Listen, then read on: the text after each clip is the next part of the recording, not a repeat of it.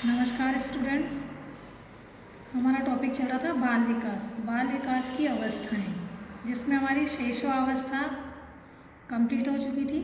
Second चल रहा था बाल्यावस्था। बाल्यावस्थाओं में बाल्य अवस्था की विशेषताएं, जिसमें हम 5 विशेषताएं पढ़ चुके थे। इसकी छठी विशेषता है सामाजिक गुणों का विकास। बालक में सामाजिक गुणों का विकास सहयोग, सहनशीलता, आज्ञाकारिता। सातवीं विशेषता है बहिर्मुखी व्यक्तित्व का विकास। अब बहिर्मुखी व्यक्तित्व के विकास को हम शैशवावस्था में और बाल्यावस्था में 2 भागों में डिवाइड करते हैं। शैशवावस्था में है अंतर्मुखी व्यक्तित्व, जिससे तात्पर्य एकांत प्रिय।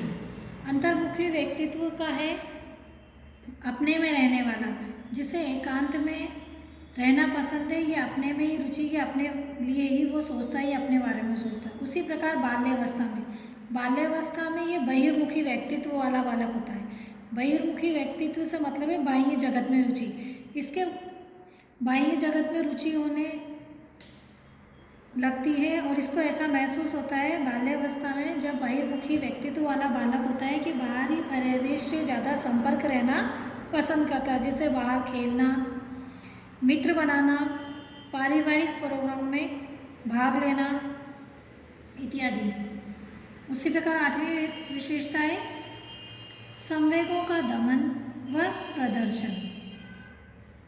बालक अपने संवेगों पर अधिकार रखना एवं अच्छी बुरी भावनाओं में अंतर करना जान जाता है। वह उन भावनाओं का दमन करता है जिनको उसके माता पिता व बड़े लोग पसंद नहीं करते हैं।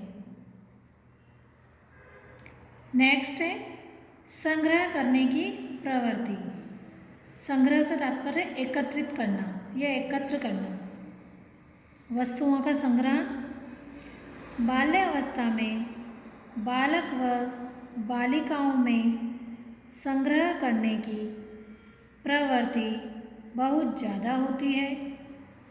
बालक विशेष रूप से जैसे कि कांच की गोलियों का संग्रह, टिकटों का, पत्थर के टुकड़ों का, मशीन के भागों का संचयन।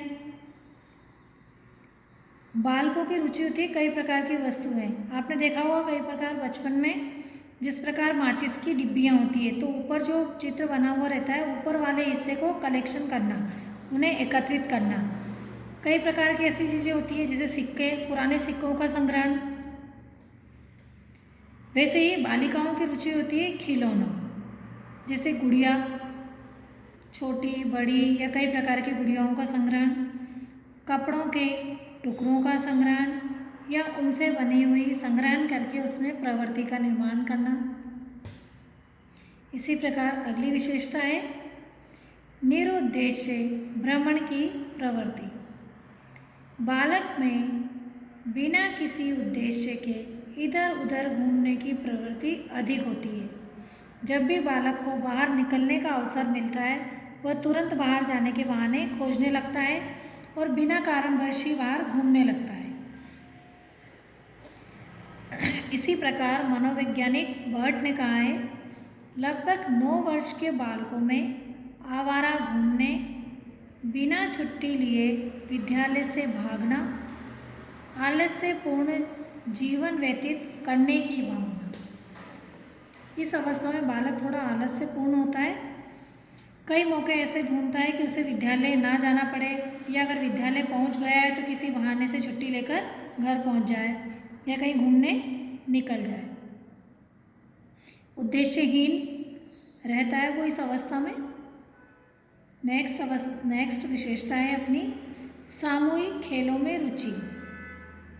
बालक को सामूहिक खेलों में रुचि होती है, पर इसमें भी एज के अनुसार 2 भागों में उसकी रुचि डिवाइड हो जाती है। जैसे कि बालक अगर 6 व 7 वर्ष की आयु का रहेगा तो वो छोटे समूह में खेलना पसंद करेगा। जैसे कि आप जिस कॉलोनी या जिस मोहल्ले में रहते हैं वहाँ पर 2 या 5 बच्चों के साथ खेलना, या कोई भी घरेलू खेल खेलना, या सामने बगीचे या ग्राउंड में जाकर खेलना।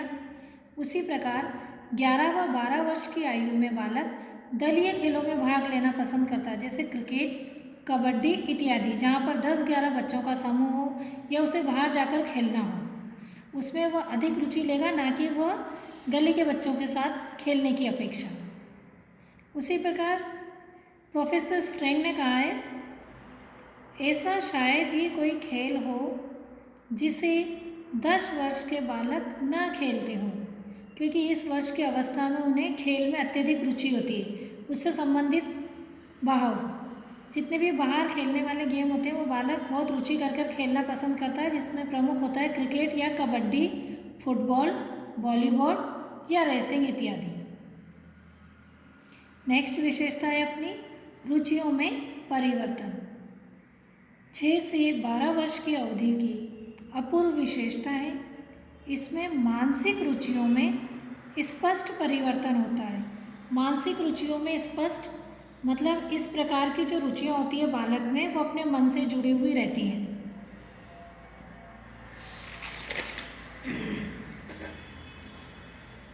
उसी तरह विशेषताएं अपनी संपूर्ण हुई।